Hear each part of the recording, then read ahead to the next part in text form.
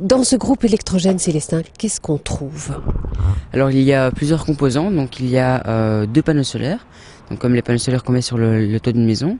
Il y a une éolienne, une dynamo, donc c'est le même principe qu'une dynamo de vélo.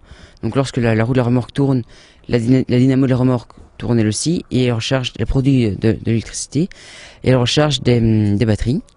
Il y a également un moteur essence. Maintenant, le moteur essence, il n'est pas écologique, mais il sert uniquement quand il n'y a pas de vent, quand il n'y a pas de soleil et qu'il n'y a plus d'électricité dans la remorque. Il y a évidemment trois batteries, donc c'est des grosses batteries comme des batteries de voiture. Et il y a aussi un onduleur, donc c'est un appareil qui va transformer l'électricité des batteries en du 230 volts courant alternatif, donc concrètement en électricité, donc comme l'électricité qu'on a dans les prises d'une maison. Célestin, pourquoi as-tu inventé ce groupe électrogène?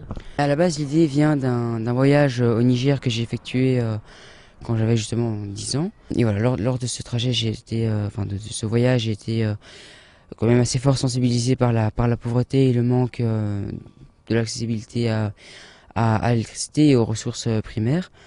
Donc voilà, l'idée un peu vient à la base de ce voyage. Voilà.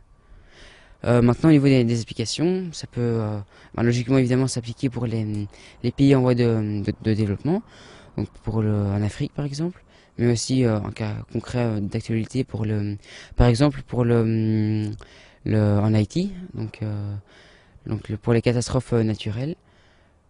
Parce qu'évidemment c'est un projet qui peut s'appliquer pour tout ce qui est donc des cas urgents. Évidemment, il suffit d'ouvrir les panneaux solaires, de monter l'éolienne, ça prend grand maximum 1 minute.